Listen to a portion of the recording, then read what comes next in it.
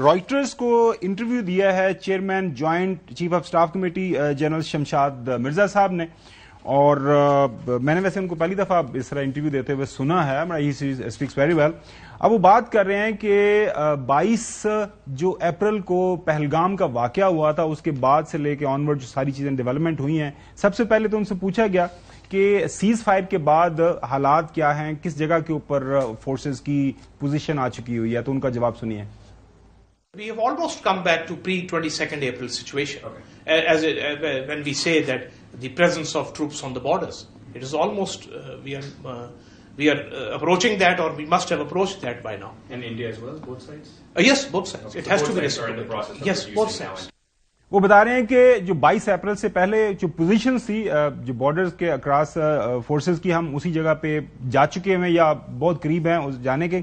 फिर उन्होंने बताया कि चूंकि ये जो जंग हमारे ऊपर मुसल्लत की गई, काफी जो थ्रेश होल्ड है उनको क्रॉस किया गया, रेड लाइंस क्रॉस की गई हैं, तो लिहाजा जो खतरा है आइंदा जंग अगर फर्ज करें कि खुदा न खास्ता होती है तो फिर किस अंदाज से होगी, उसके बारे में बात की उन्होंने।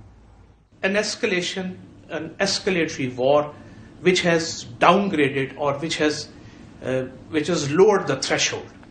And when I say it has lowered the threshold, previously, we used to be confined to the disputed territory.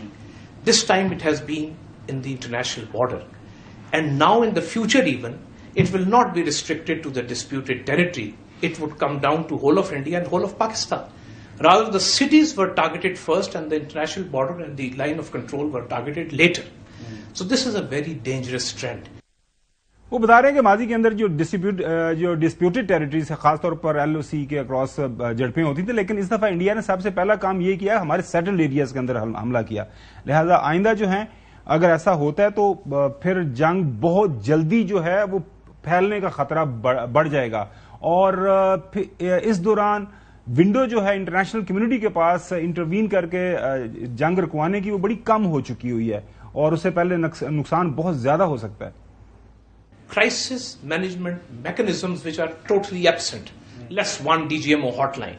So in the absence of no crisis management mechanism, and on the other side having reckless actions, the time window for the international community to intervene would now be very less. And I would say that damage and destruction may take place even before that time window is exploited by the international community. फिर सेंदास मुआहदा है, उस हवाले से भी उन्होंने बात की कि ये एक पाकिस्तान के जो 214 मिलियन लोग हैं, ये उनका बुनियादी हक है, उसको आप खतरे में नहीं डाल सकते। This is an existential threat to Pakistan because we are an agrarian society. It is an existential threat for the 240 million people. So this also lowers the threshold between two countries who are contiguous nuclear powers nowhere else in the world. Hasan, सारे जो right points हैं उनको hit किया है, और मेरे ख्याल में इंटरनेशनल कम्युनिटी के सामने बड़ा वाज़ेह तौर पर रख दिया है कि नेक्स्ट टाइम अगर ऐसा हुआ तो फिर इस दफा तो हमने थोड़ा सा टाइम दिया लोगों को। 6-7 को उन्होंने हमला किया, हमने 10 तक इंतजार किया, फिर उन्होंने हरकत की। तो इस मर्तबा भी जो इंटरनेशनल कम्युनिटी को टाइम मिला वो पाकिस्तान की वजह से मिला। ये वक्त पाकिस्तान ने दिया कि भाई ये हो रहा है, और हमने एक्सपोज करना था इंडिया को, और बड़ा वाजदी किया पाकिस्तान ने, बहुत अच्छा स्मार्ट प्ले किया और हिंदुस्तान को एक्सपोज किया। लेकिन बिल्कुल chairman joint chief of staff committee जो है जनरल शमशाद मिर्जा साहब ने वाकई पहली मरतबा सुना है, और बहुत बेहतरीन अंदाज में उन्होंने चीज को एक्सप्लेन किया है। विंडो जो बिलखुसूस जिसका वो जिक्र कर रही है कि इंटरनेशनल कम्युनिटी को आकर इंटरवीन करके ताकि डीएस्केलेट किया जाए मामले को, तो वो नहीं है जी। और मैकेनिज्म बिटवीन टू कंट्रीज भी मौजूद नहीं है, मास्टरवाइज जो कम्युनिकेशन है बिटवीन डीजीएमओस के ऊपर, इसके अलावा कोई कम्युनिकेशन नहीं है। लेकिन दुश्मन मुबारक जरूर है, लेकिन एक मैकेनिज्म होना चाहिए। और मेरे ख्याल के मुताबिक इंडिया जो है आने वाले दिनों के अंदर बजायर कोई ऐसी जहरियत करेगा नहीं जिस किस्म का उसको जवाब मिला है। शरारतें वो जरूर करेगा, यानी इस हद तक पाकिस्तान के इंटरनेशनल बॉर्डर क्रॉस करके वॉलेट करते हुए वो हमला नहीं करेगा, but we have to be ready, क्योंकि मोदी की सियासत खत्म हो रही है, और जिस तरह वो जख्मी हुआ है और जिस अंदाज से सियासत खत्म हो रही है, उसको अभी आपको सुनवाते हैं नाज़रीन। सबसे पहले आपको सुनवाते हैं इनके बीजेपी के राज्यसभा, उनका जो सेनेट, उनकी जो सेनेट है उसके मेंबर हैं सुब्रमणियन سوامی صاحب ہیں وہ کیا سوال کر رہے ہیں اور یہ ایکسپٹ کر رہے ہیں سو مینی ورڈز ناظرین کہ 5.5 طیارے ڈگ پے ہیں اور بی جے پی ہمارے جو مودی صاحب ہے وہ مان نہیں رہے. لیڈر آف اپوزیشن نے ایک بات بولی کہ ہمارے جہاز گرے ہیں. کتنے گرے ہیں بتائیے؟ 5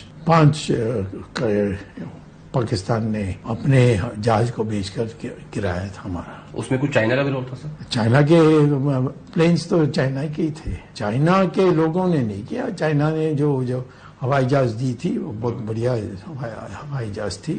فرانس کے جو تھے وہ اتنا بڑھیا نہیں تھے اور ہمارے ان کے جو ہوائی جہاز ہے انہوں نے 5 کو گرایا تھا. آپ کا مطلب رفیل نے اچھا کام نہیں کیا؟ رفیل تو پریاپت نہیں ہے ہمارے دیش کے لیے. اس میں کیا کیا بھرشٹاچار ہوا یہ تو دوسری بات ہے. مودی رہتے ہوئے ہم اس پر جانچ نہیں کر سکتے. ہونے نہیں دے گا وہ. ایک تو رافیل دوبارہ انہوں نے بڑا غرق کر دیا. انہوں نے کہا ساڑھے واسطے مناسب نہیں اور باقی یہ مودی یہ تحقیقات انویسٹیگیشن ہونے نہیں دے گا. ناظرین انڈین ایئر چیف اے پی سنگھ بھی وہ کہہ رہے ہیں کہ بڑکا مار دیو کم تسی کر دے نہیں on ground. Timelines is a big issue. Once a timeline is given, not a single project that I can think of has been completed on time. So this is something where we have to look at. Why should we promise something which cannot be achieved? While signing the contract itself, some of the times we are sure that it is not going to come up. But we just signed the contract. Uske baad dekhenge kya karna hai. Chaudhry Ghulam Hussain صاحب اے پی سنگھ بھی کہہ رہے ہیں کہ آپ sign کر دیتے ہیں ڈاکومنٹس کے جی ہمیں ملے گا یہ ہو جائے گا وہ ہو جائے گا. کوئی ایسا پروجیکٹ نہیں جو ٹائم پہ کمپلیٹ ہوا ہو. باقی آپ نے جو سوامی صاحب کی بات بھی سن لی. خاور گورنمنٹ صاحب یعنی فتح یا کامیابی ایسا وہ ہوتا ہے اس کے 100 فادر ہوتے ہیں اور جو شکست اور ناکامی ہے اس کا کوئی والی وارث نہیں ہوتا. اب یہ انڈین ایئر چیف جو ہے جو ان کا پرائم منسٹر ہے اب میں پاکستانی کو گولیاں ماروں گا. بھائی تم نے جو کرنا تھا کیا. تمہیں ساری دنیا روکتی رہی. پاکستان نے بھی کہا بھائی بات چیت کر لو.